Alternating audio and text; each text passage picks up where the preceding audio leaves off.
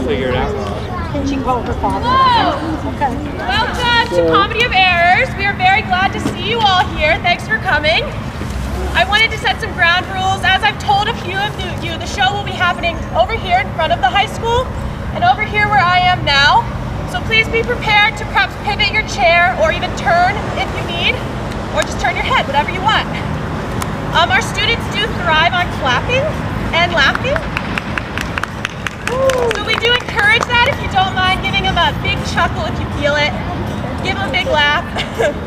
And please enjoy the show. There are concessions over here. There will be a 15-minute intermission about halfway through. So enjoy the show.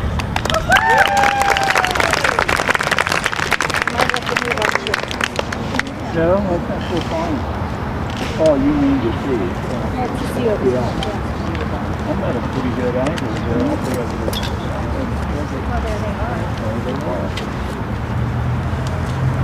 Proceed, Solinus, procure my fall, by the doom of death and woes and all. Merchant of Syracuse, plead no more. I am not partial to infringe our laws. The enmity in this part which of late sprung from the rancorous outrage of your doom. To merchants, our well-dealing countrymen, who once in guilders to redeem their lives, have sealed his ritual statues with their blood, excludes all pity from our threatening moves. For sins, thy mortal intestine jars, twixt thy seditious countrymen and us. It hath been solemn since been decreed, both by the Syracusans and ourselves, to admit no traffic to our first house.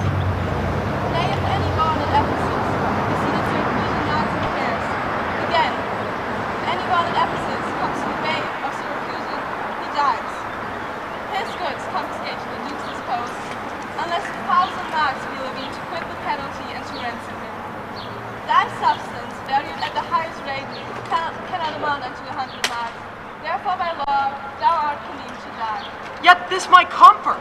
When your words are done, my woes end likewise with the evening sun.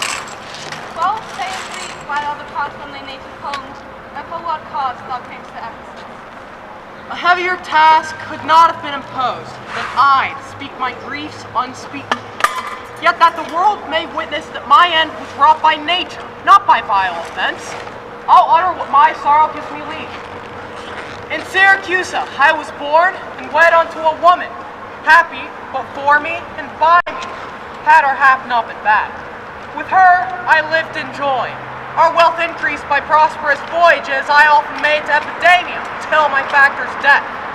And the great care of goods at ransom left drew me from kind embracements of my spouse, from whom my absence was not yet 6 months old, for herself, almost at fainting under the pleasing punishment that women bear, had made provision for her folly, and soon and safe arrived where I was. There had she not been long, but she became a joyful mother of 2 goodly sons, and, which was strange, the one so like the other as could not be distinguished by names. That very hour, a mean woman was delivered of such a burden, male twins, both alike. Those, if their parents were exceeding poor, I bought and brought up to attend my sons. My wife, not meanly proud of 2 such boys, made daily motions for our home return. Unwilling, I agreed. Alas, too soon we came aboard. A league from Epidamium had we sailed, for the always window-baying deep gave any tragic instance of our harm. The longer did we not retain much hope, for obscured like the heavens did grant, did but convey unto our fearful minds a doubtful warrant of immediate death, which though myself gladly would have embraced, yet the incessant weepings of my wife and the piteous plainings of the pretty babes forced me to seek delays for them and me. And this it was, for other means was none. The sailors sought for safety by our boat and left the ship, then sinking ripe, to us. My wife, more careful for the latter born, had fastened him onto a small spare mast, such as seafaring men provide for storms. To him, one of the other twins was bound, whilst I had been heedful of the other. The children thus disposed, my wife and I, fixing our eyes on whom our care was fixed, fastened ourselves at either end of the mast, and floating straight, obedient to the stream, was carried towards Corinth, as we thought. At length, the sun, gazing upon the earth, dispersed those vapors that offended us, and by the benefit of his wish and light, the seas waxed calm. And we discovered 2 ships from afar, making a main to us. Of Corinth that, of Epidarius this. But ere they came, oh, let me say no more, gather the sequel that went before. They followed, old men. Do not break off so, for we may pity no more hardly. Oh, had the gods done so, I'd not now worthily term them merciless to us. For ere the 2 ships could meet by twice 5 leagues, we were encountered by a mighty rock, which being violently borne upon, fortune, in this unjust divorce of us, fortune had left to both of us alike. What to delight in, what to sorrow for. Her part, poor soul, seeming as burdened with lesser weight, but not with lesser woe, was carried with more speed before the wind. And in our sight, they 3 were taken up by fishermen of Corinth, as we thought. At length, another ship seized on us, and knowing whom it was their hap to save, gave healthful welcome to their shipwrecked guests, and would have reft the fishers of their prey had not their bark been very slow of sail. Thus homeward did they bend their course. Thus, if you heard me severed from my bliss, that by misfortunes was my life prolonged, to tell sad stories of my own mishaps. And for the sake of them, thus ours good, do me the favor to relate a fool what happened to me, and them till now. My youngest boy, and yet my eldest care, at 18 years came inquisitive after his brother, and importuned me that his attendant, so his case was like, reft of his brother, for retained his name, might bear him company in the quest of him. Whom whilst I labored of a love to see, I hazarded loss of whom I loved. 5 summers have I spent in farthest Greece, roaming clean through the bounds of Asia, and coasting homeward, came to Ephesus. Hopeless to find, yet loath to leave unsought, or that, or any place the harbors met. But here ends the story of my life, and happy were I in my timely death, but all my travels more may they live. Helpless Eugene, whom the fates have lacked, to bear the extremity of dire mishap. Now trust me. Guard not against our laws, against my crown, my oath, my dignity, which princes they may not disannul, yet will I favor thee in what I can. To seek thy life by beneficial help, try all the friends thou hast in Ephesus, and beg thou, or borrow to make up the sum. If no, then thou art doomed to die. Hopeless and hapless doth Aegean wend, but to procrastinate is lifeless end.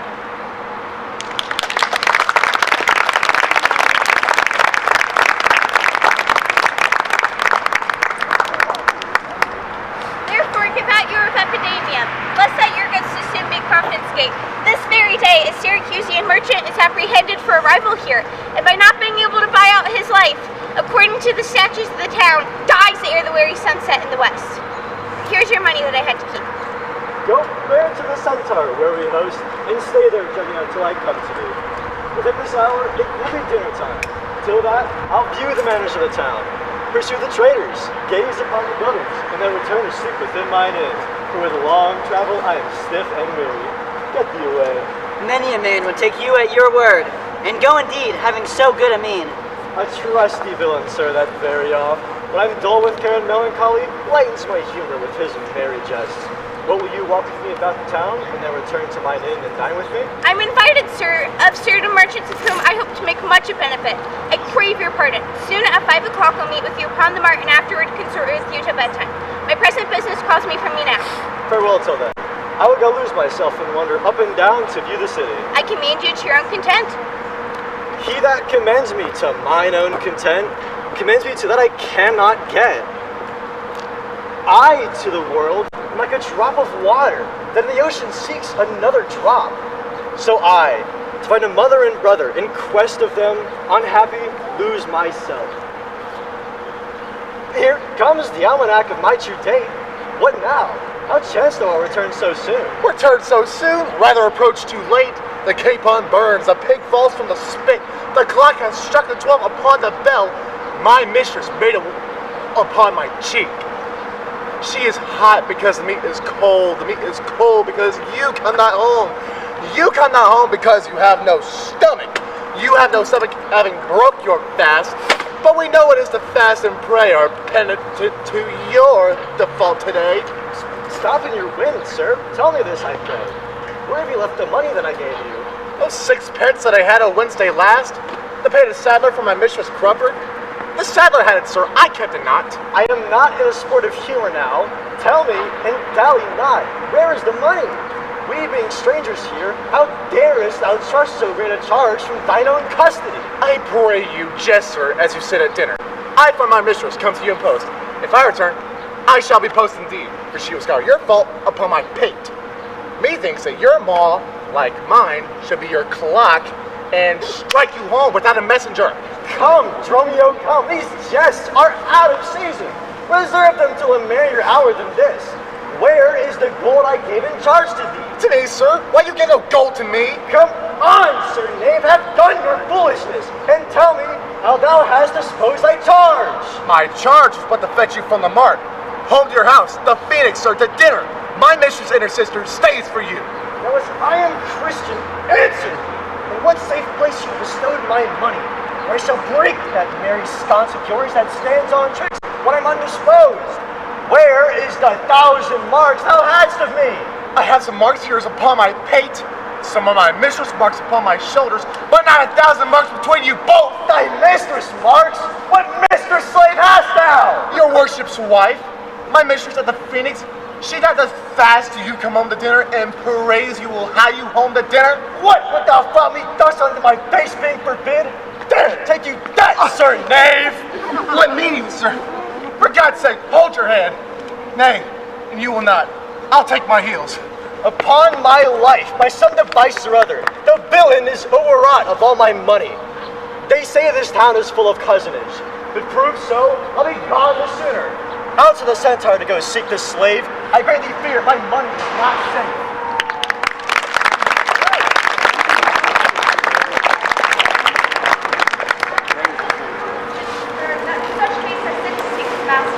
Sure, Luciana, it's 2 o'clock. Perhaps some merchant hath invited him. And from the mart, he's somewhere gone to dinner. Good sister, let us dine and never fret. A man is master of his liberty. Time is their master, and when they see time, they'll go or come. If so, be patient, sister. Why should their liberty than ours be more? Because their business still lies out the door. Look, when I serve him so, he takes it ill. Oh no, he is bridle of your will. There none but asses will be bridled so. Why, headstrong liberty is lashed with woe. There's nothing situate under heaven's eye, but hath his bound in earth, sea, and sky. The beasts, the fishes, the winged fowls are their male subjects and at their controls. Man more divine than master of all of these, lord of the wide world and the wild watery seas, endued with intellectual sense and souls of more preeminence than fish and fowls. Our masters to their females and their lords will let your will attend on their clothes. This servitude is what makes you keep unwed. Not this, but troubles of the marriage bed. But were you wedded, you would bear some sway. Ere I learn to love, I'll practice to obey. How, if your husband should start some other wear? Till he come home again and would forbear. Patience unmoved, no marvel though she pause. They can be meek and have no other cause. A wretched soul bruised with adversity. We bid be quiet when we hear it cry. But thou that hast no unkind mate to grieve thee, with urging helpless patience would relieve me.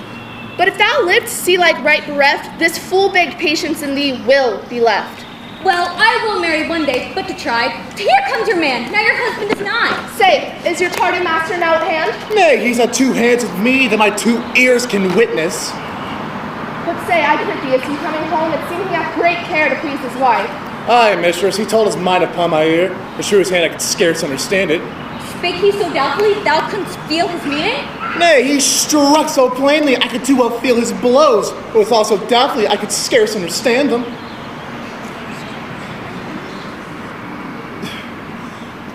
When I asked him for 1,000 marks in gold, when I came to him, he asked me for 1,000 marks in gold. "'Tis dinner time," quoth I. "My gold," quoth he. The meat doth burn," quoth I. "My gold," quoth he. "Will you come?" quoth I. "My gold," quoth he. "Where's the 1,000 marks I gave thee, villain?" "The pig," quoth I, "is burned." "My gold," quoth he. "My mistress, sir," quoth I. "Hang up thy mistress, I know not thy mistress, out on thy mistress." Quoth who? Quoth my master. "I know," quoth he, "no house, no wife, no mistress. So that my error do unto my tongue, I thank him. I bear home upon my shoulders. For a conclusion, he did beat me there. Go back again, thou slave, and fetch thy master home. Go back again and be new beaten home? For God's sake, send some other messenger. Back, slave, or I will beat thy pate across. And he will bless thy cross with another beating. Between you, I shall have a holy head. Hence, prating peasant, and fetch thy master home. Am I so round with you as you with me, that like a football you just spur me thus? He will spur me hence, and you will spur me hither. My last in the service, you must case me in leather.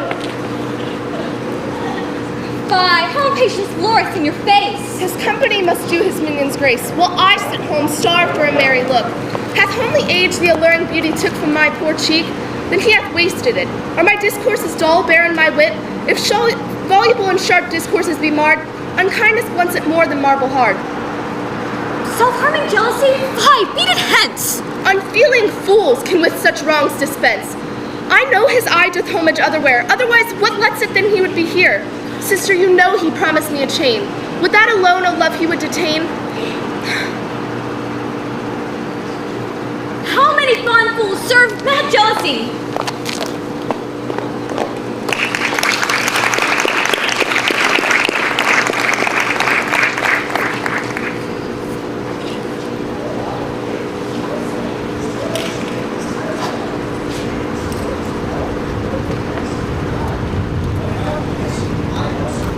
I cannot speak with him since at first I sent him from the heart. See, here he comes. How now? Is our merry humor altered? As your love strokes, so jest with me again. You know no centaur, you receive no gold. Your mistress sent to have me home to dinner. My house was at the Phoenix. Wast thou mad that thus so madly thou didst answer me? What answer? Sir, when spake I such a word? Even now, even here, not half an hour since. I did not see you since you sent me hence, home to the centaur with the gold you gave me. Villain, thou didst deny the gold's report, and toldest me of a mistress and a dinner, for which I hope thou fell'st I was displeased. I am glad to see you in this merry vein. What means this jest? I pray you, master, tell me. Yea, dost thou jeer and flop me in the teeth? Thinkest thou I jest? Hold, take thou that.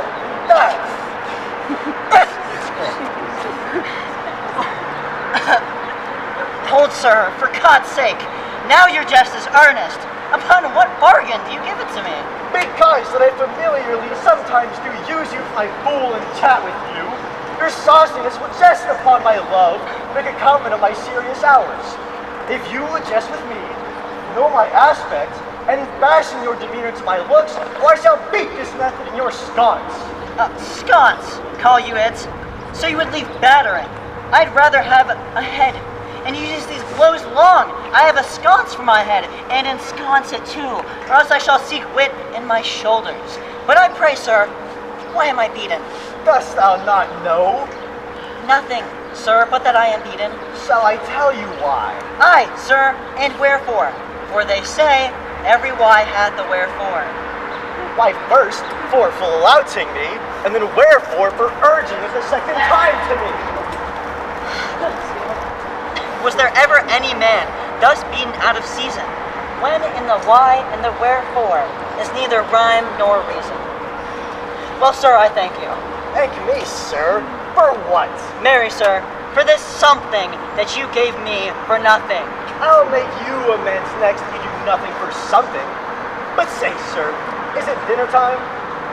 No, sir. I think the meat wants that I have. In good time, sir. What's that? Basting. Well, sir, then 'twill be dry.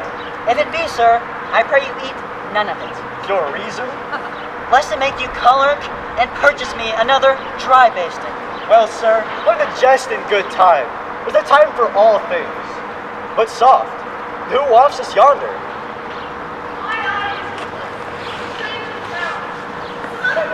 Have thy sweet aspects.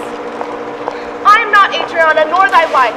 The time was once when thou an urge wert thou, that never words were music to thy ear, that never object pleasing to thine eye, that never touch well welcome to thy hand, that never meats was savored in thy taste. And was I spake, or looked, or touched, or carved to thee, how comes it now, my husband, oh how comes it, that thou art then estranged from myself? Myself I call it, being strange to me. Now do not for me. For know, my love, as easy mayst thou fall a drop of water in the breaking gulf, then take unmingled and drop again, without addition or diminishing. Oh, how dearly would it touch thee to be quick. Shouldst thou hear that I were licentious? Would thou not spit at me and spurn at me, and hurl the name of husband in my face, and tear the stained skin off my harlot brow, and from my hand cut my wedding ring, and break it with a deep divorcing vow? I know thou canst, therefore see thou do it. Plead you to me, fair dame? I know you not. In Ephesus I am but 2 hours old, as strange unto your town as to your talk. Who every word by my wit being scanned, wants wit in all one word to understand. My brother, how the world has changed with you. When were you wont to use my sister thus? She sent for you by Dromio home to dinner. By Dromio? By me? By me. And abetting him in his blows, he did deny my house for his home, me for his wife. Did you converse, sir, with this gentlewoman? What is the course and drift of your compact? Aye, sir. I never saw her till this time. Villain, thou liest, for even her very words didst thou deliver to me on the mart. I never spake with her in all my life. How can she thus then call us by our names? Lest it be by inspiration? How ill agrees it with your gravity, counterfeiting thus grossly with your slave, abetting him to thwart me in my move. Come, husband, I'll fasten on this sleeve of thine. Thou art now my husband, I am thine. To me she speaks. She moves me for her theme. What? Was I married to her in a dream? Or sleep I now and think I hear all this? What error drives her eyes and ears amiss? Until I'm sure of this uncertainty, I'll entertain the offered fallacy. Dromio, go bid the servants spread for dinner. Oh, for my beads, I cross me for a sinner. This is the fairyland, oh spite of sprites. We talk with goblins, owls, and sprites. If we obey them not, this will ensue. They'll suck our breath, or pinch us black and blue. Why praise thyself and answer not? Dromio, thou Dromio, thou snail, thou slug, thou sot! I am transformed, master, am I not? I think thou art in mind, and so am I. No, master, both in mind and in my shape. Thou hast thine own form. No, I am an ape. Thou art changed to an odd, 'tis to an ass. 'Tis true, she rides me, and I long for grass. 'Tis so, I am an ass, else it could never be. I should know her as well she knows me. Come, no longer will I be a fool and put this finger in thine eye and weep. Come, sir, to dinner.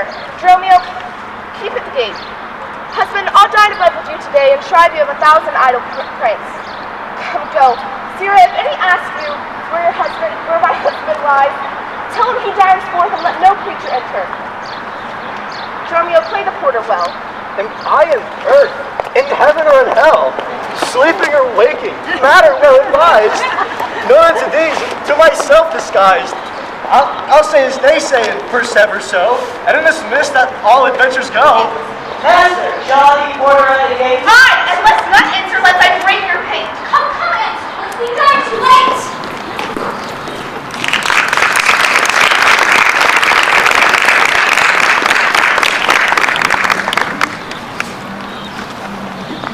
Good Signor Angelo, you must excuse us all. My wife is sure she's running at ours.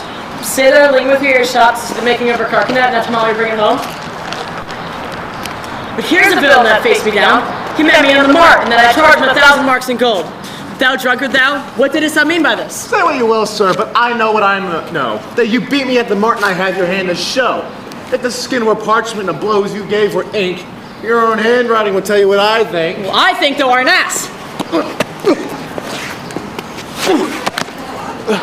Mary, so it doth appear, by the wrongs I suffer and the blows I bear, I should kick from being kicked and being at that pass, you would keep from my heels and beware of an ass.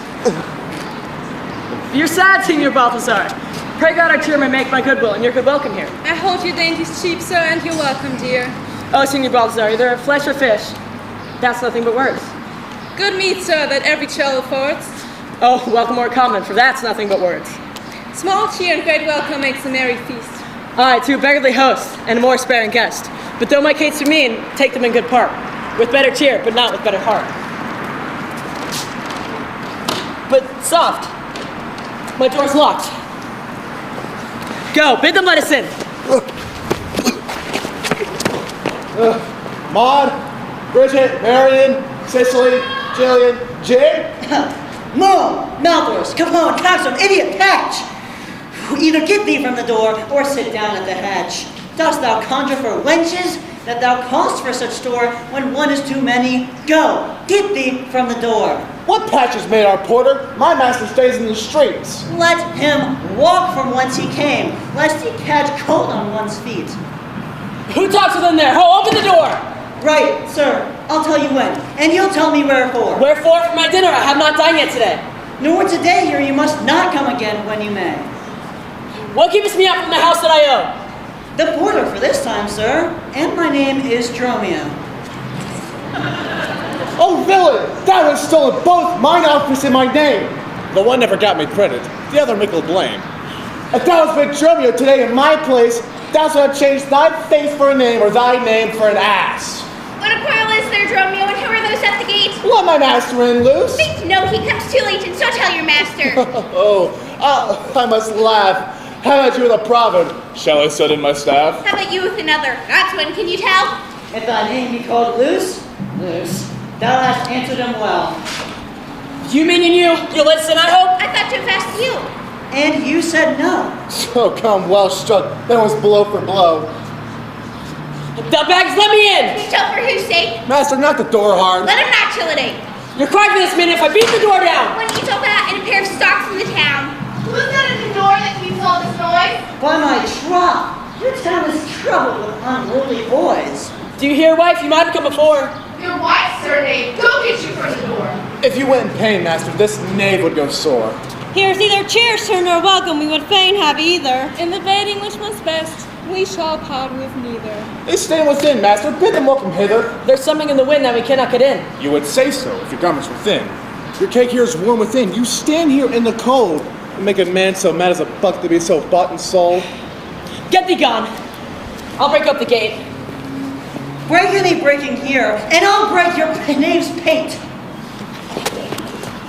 A man may break word with you, sir, and words about win. I am breaking your face so he breaks it not behind. It seems thou wants breaking. Out upon thee, thine. Here's too much out upon thee. I pray thee, let me in. Aye, when fowls have no feathers and fish have no fin. Well, I'll break in. Go, bar me a crow. A crow without feather? Master, you mean so? For a fish without a fin, there's a fowl without a feather. If a crow help us in, sir, we'll pluck a crow together. Get thee gone. Fetch me an iron crow. Iron crow? Have patience, sir. Oh, let it not be so. Here you are against your reputation, and try within the compass of suspect the unviolated honor of your wife. Once this, your long experience of her wisdom, her sober virtue, years, and modesty, lead on her some party unknown, and doubt not, sir, she will well excuse why at this time the doors were made against you. Be ruled by me, the pardon patience, and let us all to the tiger to dinner. You have prevailed, and, in spite of mirth, mean to be married. I know wench of excellent discourse, pretty, witty, wild, and yet too gentle. There we will dine. This woman that I mean, my wife but I protest without the sir, hath oftentimes bred me withal. To her we will to dinner. Go and fetch a chain and bring it home. Bring it to the porpentine, I pray you, for there's the house that we will meet. Since mine own doors will entertain me, I'll knock elsewhere to see if they'll disdain me. I'll meet you at that place at some hour hence. Do so. This jest will cost me some expense.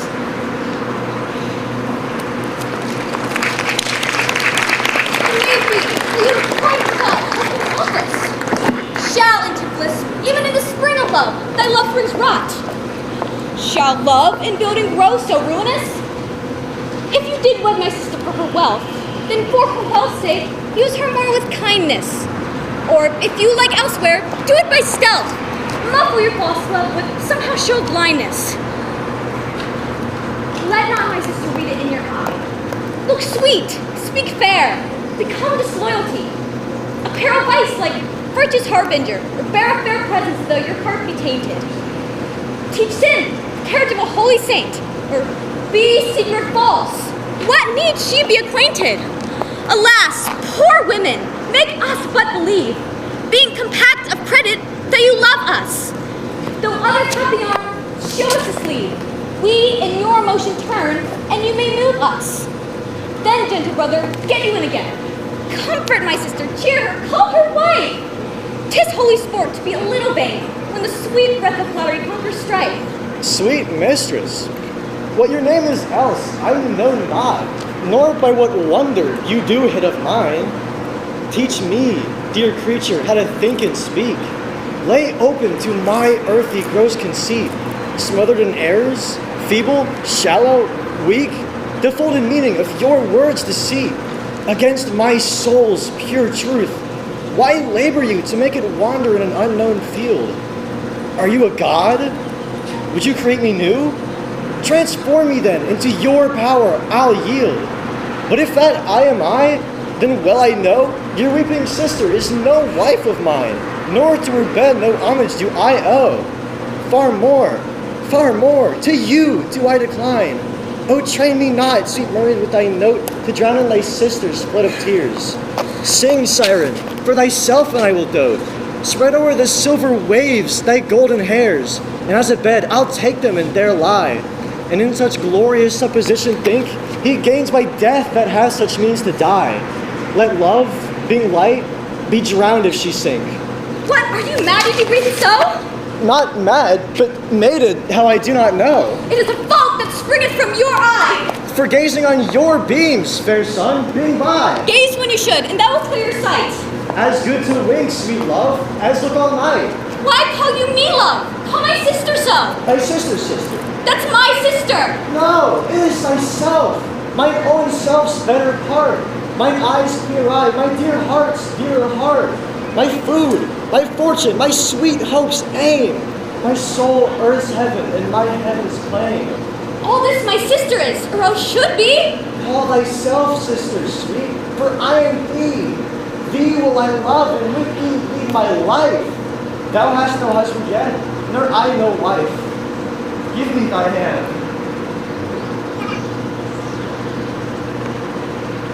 Go soft, sir. Hold you still. I'll fetch my sister to send her goodwill.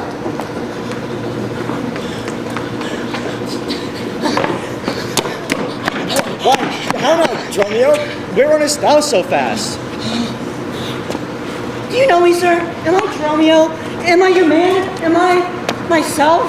Thou art Dromio. Thou art my man. Thou art thyself. I am an ass. I am a woman's man, and beside myself. What woman's man? And how beside thyself? Mary, sir, beside myself, I am due to a woman. One that claims me. One that haunts me. One that will have me. What claim lays she to thee? Mary, sir, such a claim as you would lay to your horse, and she would have me as a beast. Not that I, being a beast, she would have me, but that she, being a very beastly creature, lays claim to me. What is she? A very reverend body. I, such a one as a man may not speak of without he say, Sir Reverence. I have but lean luck in the match, and yet she is a wondrous fat marriage. How dost thou mean a fat marriage? Mary, sir, she's the kitchen wench, and all grease, and I know not what use to put her to, but to make a lamp of her, and run her by her own light. I warrant her rags and the tallow in them will burn a Poland winter. If she lives till doomsday, she'll burn a week longer than the whole world. What complexion is she of? Swart, like my shoe, but her face nothing like so clean kept. For why? She sweats a man may go over shoes in the grime of it. That's a fault that water will mend. No, sir, 'tis in grain. Noah's flood could not do it. What's her name? No, sir, but her name is 3/4. That's an L and 3/4. Will not measure her from her hip to hip. And she bears some breadth? No longer from head to foot than from hip to hip. She is spherical, like a globe. I could find out countries in her. In what part of her body stands Ireland? There, sir, in her buttocks. I found it out by the bogs. Where's Scotland? I found it in Baroness, hard in the palm of her hand. Where, France? In her forehead, armed and reverted, making war against her hair. Where England? I looked for the chalky cliffs, but I could not find no whiteness in them. But I guess it stood in her chin, by the salt room that ran between France and it. Where's Spain? Faith, I saw it not, but I felt it hot in her breath. Where America? The Indies? Oh, sir, upon her nose, all over embellished with rubies, carbuncles, sapphires, declining their rich aspect to the hot breath of Spain, who sent whole armadas to the carriage to be balanced at her nose. Where's the Belgium? The Netherlands? Oh, sir, I did not look so low. To conclude, this drudge or diviner laid claimed to me Dromio, swore I was assured to her, called me Dromio, told me what privy marks I had about me, as the mark of my shoulder, the mole in my neck, the great wart on my left arm, that I, amazed, ran from her as a witch, and I think if my breast had not been made of faith and my heart of steel, she had transformed me to a cruel dog and made me turn in the wheel. Go hie thee presently, post to the road. If the wind blow any way from shore, I will not harbor in this town tonight.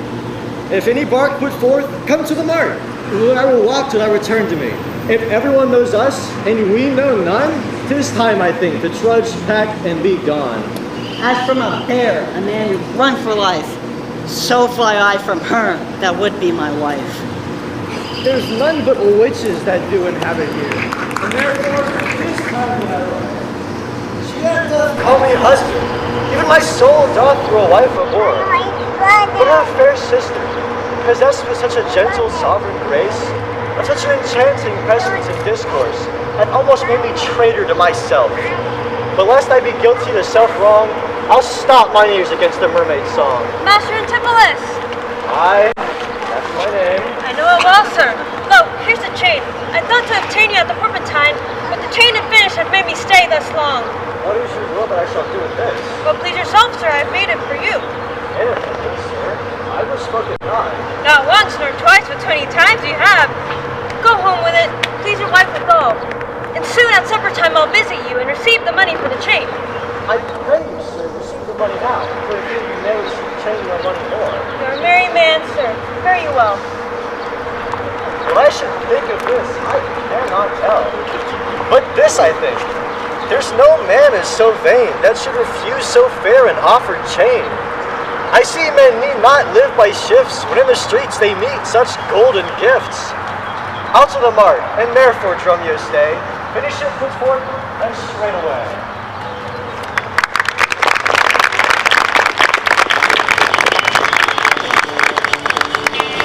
Oh yeah!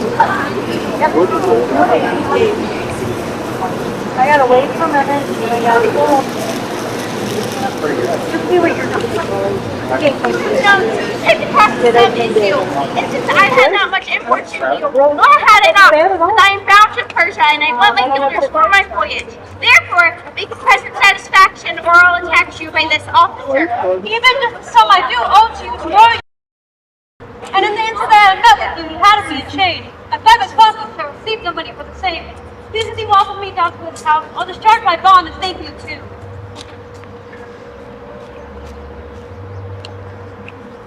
That like a beast. Soon he comes. While I go to gold I represent, that I'll bestow among my wife and her confederates to launch me out of my doors by day. So, I see the goldsmith.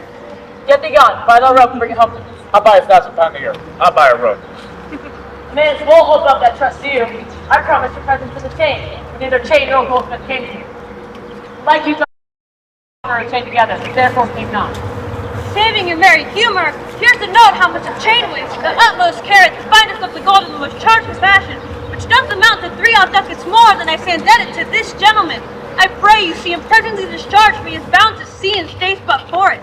I'm not furnished with the present money. Besides, bring the stranger to my house, and with you take the chain. Bid my wife disperse the sum of money on the receipt thereof. Perchance I'll be there as soon as you. Then you will bring the chain to her yourself. No, but they come not time enough. Well, sir, I will. Have you the chain about you? No, sir, or return without your money. Nay, come, I pray you, sir. Both wind and tide stay for this gentleman, and I to blame have held him here too long. Good sir, use this stallion to excuse your breach of the corporate time. I should have chinned you for not bringing it, but like a shrew, you first begin to brawl. The hour steals on. I pray you, sir, dispatch. You hear how he importunes me? The chain. Fine, now you run this humor out of breath. I pray you, where's the chain? Do not give you, even now. Either send the chain or send by me some token. Why? Give it to my wife and fetch your money. Then give me the token for it and I'll give it to her.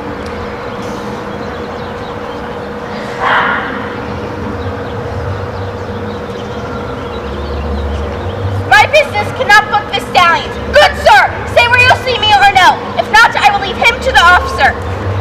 I answer you? What should I answer you? The money you owe me for the chain. I owe you none until I receive the chain. You know I gave you half an hour since. You gave me none and you wronged me much to say so. You wrong me more, sir, in denying it.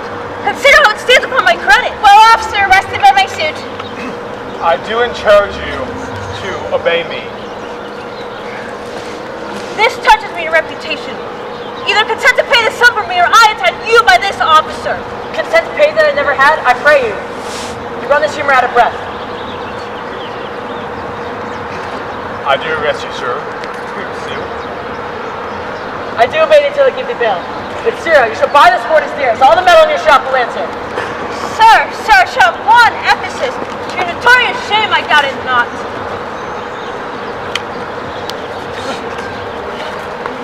Master! Master, there's a bark of epidemium that stays but till an owner comes aboard. And then, sir, she bears away.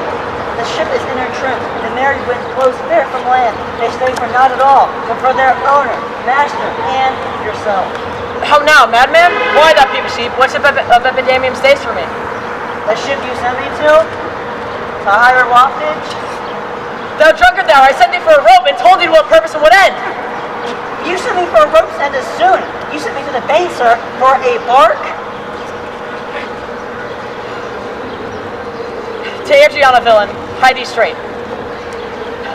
Give her this, and tell her, in the desk that's covered over in Turkish tapestry, there is a purse of ducats. Let her send it. Tell her I'm arrested in the street, and that shall bail me. Hide thee, slave. Be gone. An officer to prison till it come. To Adriana. That is where we dined. Where Jezebel did claim me for her husband. He is too big, I hope, for me to compass. Thither I must, although against my will, for servants must their master's mind fulfill.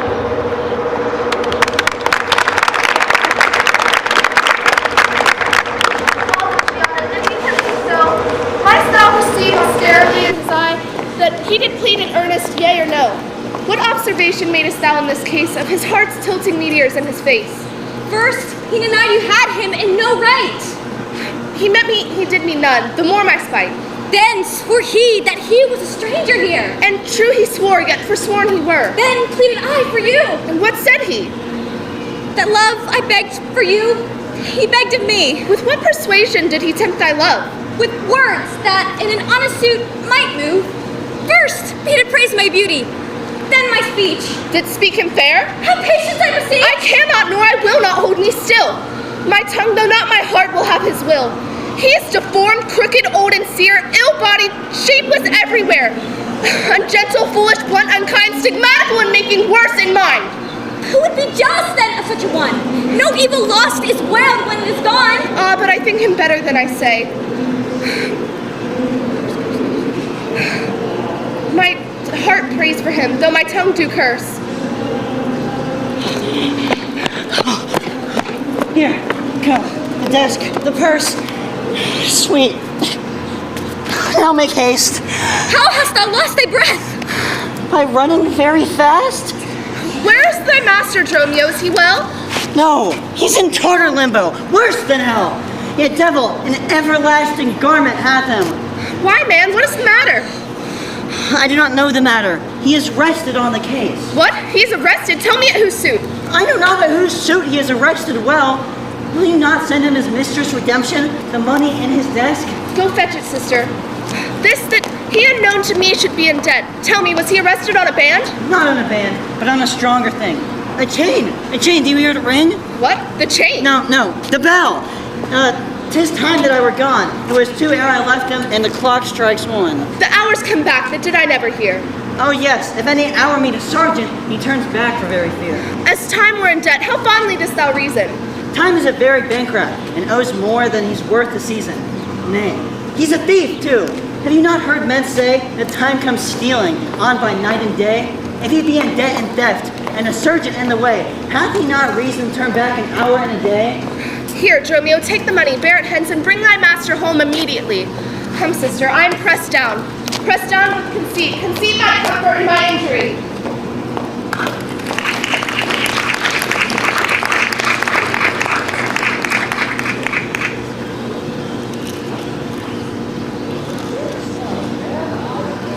Thus salute me, as if I were their well-acquainted friend, and everyone doth call me by my name.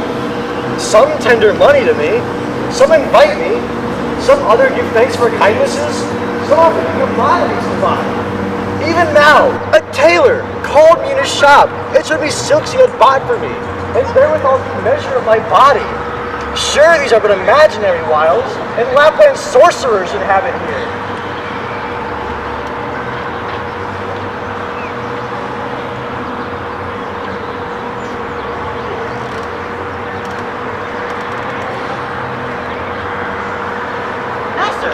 Here's the gold you sent me for. What? Have you got the picture of old Adam new apparel? What gold is this? What Adam dost thou mean? Not that Adam that kept the paradise, but that Adam that keeps the prison. He that goes in the calf's skin, that was killed for the prodigal. He that came behind you, sir, like an evil angel, and bid you forsake your liberty. I understand thee not. No? Why, 'tis a plain case. He that went like a bass viol in a case of leather. The man, sir, that when gentlemen are tired, gives them a sob and rests them. He, sir, that takes pity on decayed men and gives them suits of durance. He that sets up his rest to do more exploits with his mace than a Morris pike. What? Thou meanest an officer? Aye, sir, the sergeant of the band. He that brings any man to answer if that breaks his band. One that thanks a man always going to bed and says, God give you good rest. Well, sir, there rest in your foolery. Is Ray's ships puts forth tonight? May we be gone? Why, sir? I brought you word an hour since the bark expedition put forth tonight. And then you were hindered by the sergeant to tarry for the hoy-delay? Fear the angels you sent for delivery. The foe is distracted, and so am I. And here we wander in illusions. Some blessed power, deliver us from hence. Well met, Master Antipholus. I see, sir, you have found the goldsmith now. Is that the chain you promised me today? Satan the void, I charge thee, tempt me not. Master, is this the Mr. Satan? It is the devil. Nay, she is worse. She is the devil's dam. And here she comes in the habit of a light wench.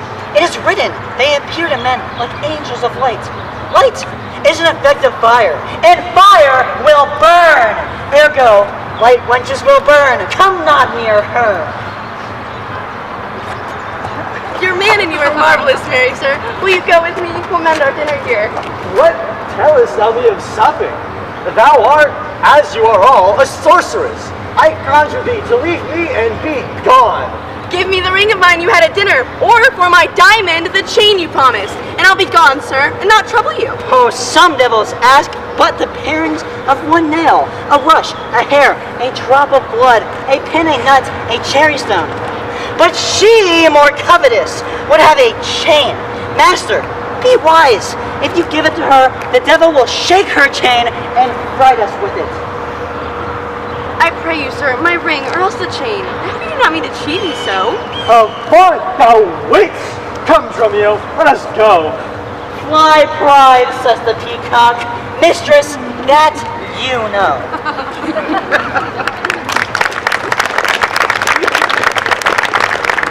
Now, out of doubt, Antipholus is mad, else he would never so demean himself. A ring he hath of mine worth 40 ducats, and for the same, I promised him a chain. Both one and other he denies me now. The reason reason I gather he is mad, besides his present instant of rage, is a mad tale he told today at dinner of his own doors being shut against his entrance.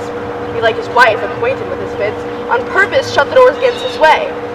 My way is to now hi-ho to his house and tell his wife that, being lunatic, he rushed into my home and took perforce my ring away.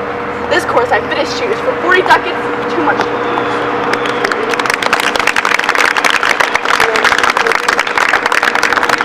Will not break away. I'll give thee, ere I leave thee, so much money as I am wrestling for. My wife is in a wayward mood today, and will not lightly trust the messenger that I am attached in Ephesus. I tell you, 'twill sound harsh in her ears. Here's, I see my man. I think he brings the money. How now? Have you that I said you for? Here's that I warrant you will pay them all. But where's the money? Why, sir, I gave the money for the rope. To what end did I bid thee hide thee home? To a rope's end, sir. That end I return. And to that end, sir, I welcome you. Good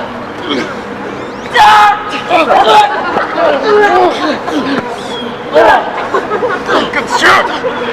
Have patience! Nay, 'tis for me to be patient. I'm in adversity. Good. Now hold thy tongue. Nay, rather persuade to hold his hands. Thou senseless villain! I would were I senseless, sir, that I might not feel your blows. Thou art sensible of nothing but blows, and so is an ass. I am an ass indeed. You may prove it by my long years. I have served him from the hour of my nativity to this instant, and have nothing at his hand for my service but blows. When I am cool, he heats me with beating. When I am warm, he cools me with beating. I am with it when I sleep, raised with it when I sit, driven from doors with it when I go from home, and welcomed home with it when I return. Nay, I bear it on my shoulders as a beggar won't her brat, and when I think he hath lamed me, I shall beg with it from door to door. Go, get thee gone. I see my wife coming yonder. Mistress, and freedom. Respect her rank, or rather, clap her off, see like a parent. Hear what the Lord's saying? Wilt thou still talk? How say you now? Is not your husband mad? His instability confirms no less. Good Dr. Pinch, you are a conjurer. Establish him in his true sense again, and I will please what you will command. Alas, how fiery and sharp he looks! Give me your hand! Let me feel your pulse! Here is my hand. Let it feel your hair. Hey! Charge! The Satan! House within this man! To yield possession to the idol! Into the high standard of this high! These streets! My country, my all seats in heaven! Peace, Sir Grizzled. I am not mad. That thou wert not poor distressed soul. Thou hast informed the goldsmith to arrest me. Alas, I sent you money to redeem you. For I drove you here and he came in haste for it. Come by me. Heart good will you my burn. Surely not a lack of money. You came to me and I delivered it. I am what is heard that she did. God in the rope like to bear witness that I was sent for nothing but a rope. Mistress! Both man and master is possessed. I know it by their pale and deadly looks. They must be bound and laid in some dark room.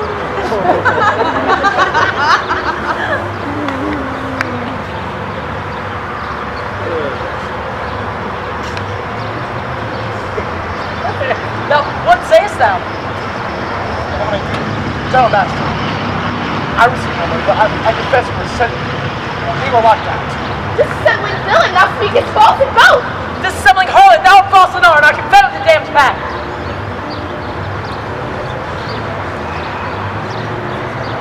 Oh, bind him, bind him. Let him not come near me.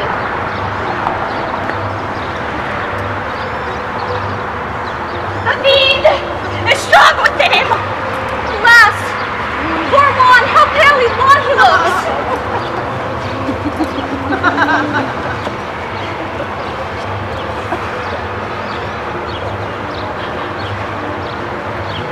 Mark, how Wilt thou murder me?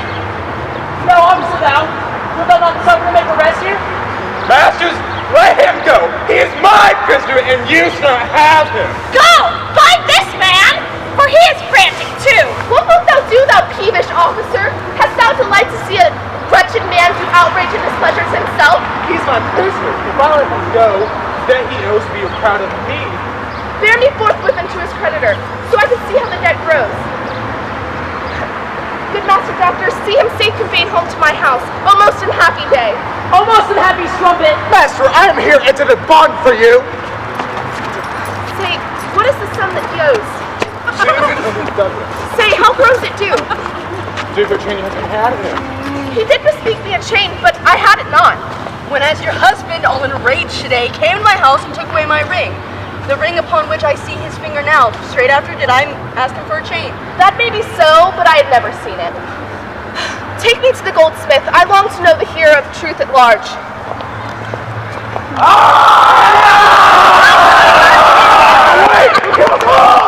I think witches are afraid of swords. She that would be your wife now in. Come to the centaur, fetch our stuff from thence. I long that we are safe and sound aboard. They stay here this night. They will surely do us no harm. You saw they speak us fair. Give us gold, methinks they are such a gentle nation, that, but for the mountain of mad flesh that claims marriage for me, I can find my heart to stay here still and turn witch. I will not stay tonight for all the town. Therefore away, to get our stuff aboard.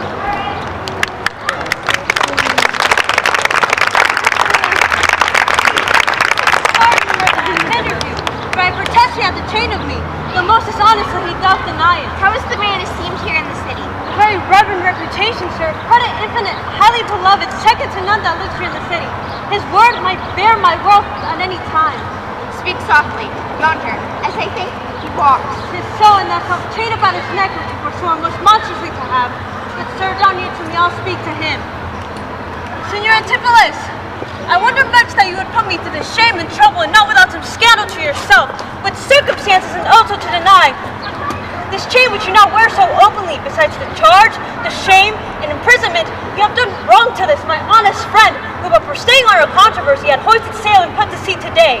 This chain you had of me, can you deny it? I think I had. I never did deny it. Yes, that you did, and forswear it too. Who heard me to deny or forswear it? These ears of mine, thou knowest did hear thee. My only wretch, 'tis pity thou livest swap where any honest men resort. I think thou art a villain to impeach me thus. I'll prove mine honor and mine honesty against thee presently, if thou darest stand. I dare defy thee for a villain. Oh! Hearken not, for God's sake, he is mad! Subdue within him and take his sword, bind Romeo too, and bear them hence to my house. Run! Master, run for God's sake! Take it out! This is some flurry and Romeo is spoiled! Be quiet, people! Wherefore throng you hither? To fetch my cord strapped with husband's hence, that we may bind him fast and bear him home for his recovery. I knew he was not in his perfect wit. I'm sorry now that I did draw on him. How long has this possession held the man? This week he has been heavy, sour, sad, much different from the man he was. But never till this afternoon did his passion break into extremity of rage. Hath he not lost much wealth by rack of sea? Buried some dear friend? Hath not else his eye strayed his affection and lawful love? A sin prevailing much in youthful men, who give their eyes the liberty of gazing. Which of these sorrows is he subject to? None of these, except it be the last. Namely, some love that drew him off from home. You should have for that reprehended him. Why, so I did. I, but not rough enough. As roughly as my modesty would let me. Happily in private. And in assemblies too. I, but not enough. It was the copy of our conference. For in bed he slept for not my urging it. At board he fed for not my urging it. Alone it was the subject of my theme. Still did I tell him it was vile and bad. And thereof came it that the man was mad. The venom clamors of a jealous woman, poisons more deadly than a mad dog's tooth. It seems his sleeps were hindered by thy railings, and thereof comes it that his head is light. Thou sayest his meat was sauced with thy upbraidings. Unquiet meals make ill digestion. Thereof a raging fire fever bred. And what's a fever but a fit of madness? It seems his sports were hindered by thy brawls. Sweet recreation barred, what doth ensue but moody and dull melancholy? In food, in sports, in life-preserving rest, to be disturbed when mad in man or beast. The consequence is then, thy jealous fits have scared thy husband from the use of wits. She never reprehended him but mildly, when he demeaned himself rough, rude, and wild.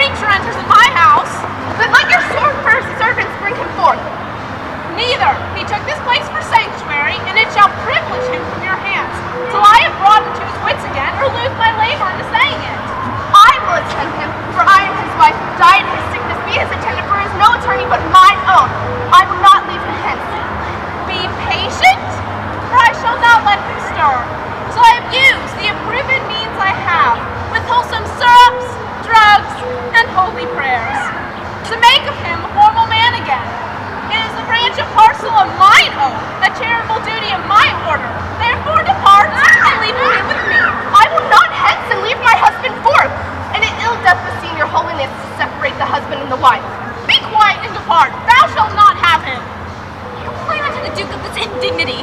I will fall prostrate at his feet and never rise until my tears and prayers convince the Duke to come here to the Abbey and bear my husband forth for help. By this, I think that please at 5.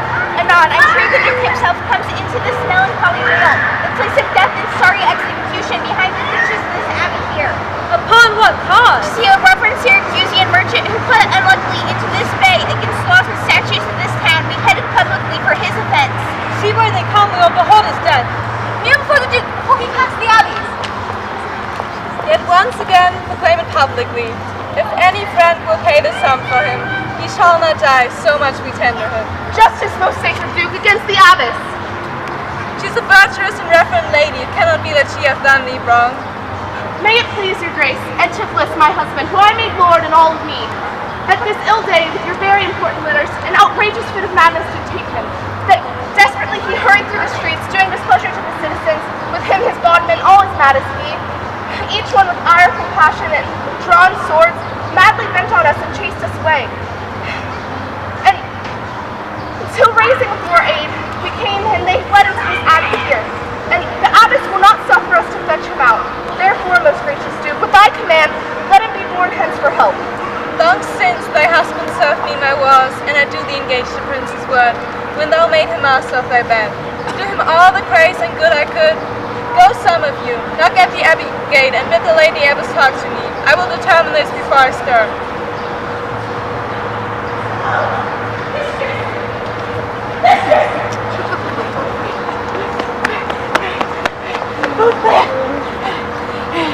My master and his man have both been bruised, beaten the miserable, and bound the doctor, whose bangs have fringed off with brands of fire and ever as it blazed. They threw on him great pails of puddled fire to quench the hair. My master preaches patience unto him, and while his man with scissors nicks him like a fool. And sure, unless you send some present help, they will surely kill the conjurer. Peace, fool! Thy man and his master are here. Mistress, upon my life I tell you true. I have not breathed almost since the way to see it. He cries for you, and vows if he can take you, to scorch your face and disfigure you. Hark! Hark, I hear them! Fly! Be gone! Come, stand by me. Fear nothing. My husband is forth invisible, but here we house him in this abbey here, and now he is there, past thought of human reason. Justice, most gracious Duke. Oh, grant me justice. Even for the wars that long since I did thee, and took deep scars to save thy life. Now, grant me justice. Unless fear of death doth make me dull, I see my son Antipholus and Dromio. Justice, sweet prince, against that woman there, she whom thou to be gavest my wife, and hath abused and dishonored me even in the height of injury. Discover how, and thou shalt find me just. This day, great Duke, she shut the doors upon me while she with harlots feasted in my house. The grievous fault, saying woman, didst thou so? No, most gracious Duke, for he, me, and my sister dined forth in my home today. Neither may I look on day nor sleep at night, but she tells your highness simple truth. Oh, perjured woman, they are both forsworn in this demand they have justly charged them. But had he such a chain of thee, or no? Had my lord, and when we had him here, these people saw the chain about his neck. Besides, I will be sworn these ears of mine, for you confess that you have the chain of him, after you first swore it upon Lamar, and thereupon I drew my sword on you, from whence you fled into this abbey here, and I think you come by miracle. I never came within these abbey walls, nor ever didst thou draw thy sword at me. This is false. You burden me withal. Why, what an intricate a peach is this. I think we all have hung out of Circe's cup. If here you housed him, he would have been. If he would be mad, he would not bleed so coldly. You say he dined at home. The goldsmith here, the nicest, saying, Sirrah, what say you? Sir, he dined with her there at the porpentine. He did, and from my finger snatched that ring. Tis true, my liege. This ring I had of her. Didst thou see him enter at the abbey gate? As sure, my liege, as I do see your grace. Why, this is strange. Go call the abbess hither. I will determine this before I stir. Most mighty Duke, vouchsafe me speak a word. Haply I see a friend will save my life and pay the sum that may deliver me. Speak freely, Syracusan, what thou wilt. Is not your name, sir, called Antipholus? It is not that your bondman, Dromio. Within this hour I was his bondman, sir, but he, I thank him, gnawed into my cords. I am Dromio, and his man, unbound. I'm sure you both of you remember me. Ourselves, we do remember by you, sir, for lately we're bound as you are now. You are not Pinch's patient, are you, sir? Why look you strange on me? You know me well. I never saw you till now. Oh, grief have changed me since you saw me last. In careful hours with time's deforming hands drawn strange deep features in my face. But tell me yet, dost thou not know my voice? Neither. Dromio, nor thou? No, sir, trust me, nor I. I'm sure thou dost. Yea, but I'm sure I do not. But whatever some men may deny, you are now bound to believe him. Oh, time's extremity. Hast thou so cracked and splitted my poor tongue, that here my only son knows not my feeble key of untuned cares? Though my grained face be hid in sap-consuming winter's drizzled snow, and all the conduits of my blood froze up, yet had my night of life some memory. Tell me thou art my son Antipholus. I never saw my father in my life. Yea, but 7 years since, in Syracuse, a boy, thou knowest we parted. But perhaps, my son, thou shames to acknowledge me in misery. The Duke and all that knows me in the city can witness with me that is not so. I never saw Syracuse in my life.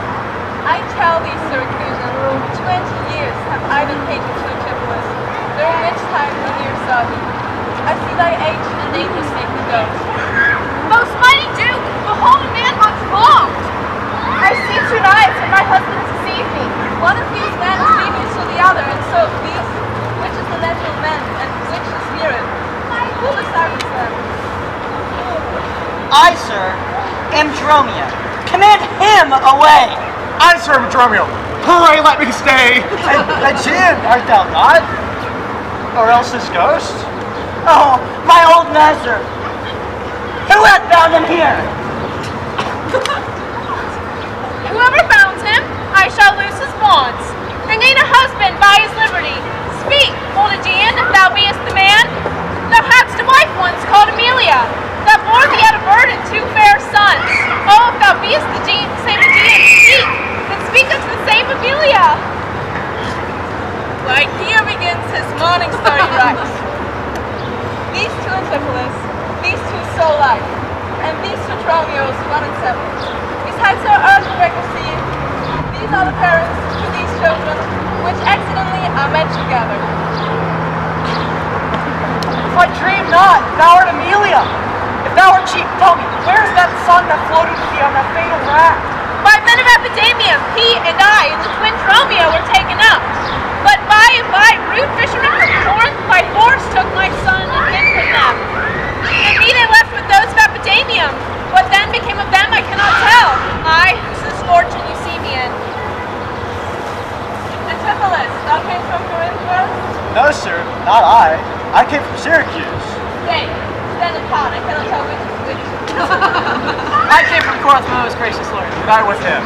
Brought to the city by that most famous warrior Duke Bedfont, your most renowned uncle. Which of you 2 did dine with me today? I, gentle mistress. And are not you my husband? No, I say nay to that. And so do I. If did she call me so? And this fair gentlewoman, her sister here, did call me brother. And I said to you then, I hope I shall have leisure to make good, if this be not a dream, I see it here. That is a chain, sir, which you had it. Me, sir? I deny it not. And you, sir, for this shade arrested me. I think I did, sir. I deny it not. I sent you money to redeem you by Dromio here, but I think he brought it not. No, not by me. This person ducats I received from you. And Dromio, my man, did bring them in. I see we should be each other's man, and I was came for him, and he for me. And thereupon these errors are arose. These ducats one eye from my father here. It shall not be, thy father hath this life. Sir, I must have that diamond from you. There, take it. Much thanks for my good cheer. Renowned Duke, vouchsafe to take the pains to go with us into the abbey here, and here at large discourse at all our fortunes, and all that are assembled in this place, that by this sympathized one day's error have suffered wrong. Go, keep us company, we shall make full satisfaction. 33 years have I begun in travail with you, my sons, and not till this present hour my heavy burden are delivered. The Duke, my husband, and my children both. And you, the calendars of their nativity, go to Gossip's feast and go with me. After so long grief, such nativity. With all my heart, I'll gossip at this feast. Master, shall I fetch your stuff from shipboard? Dromio, what stuff is thou has mine unmarked? Your goods that lay at host, sir, and the centaur? He speaks to me. I am your master, Dromio. Come, go with us. We'll look to the valley. Embrace thy brother, rituals.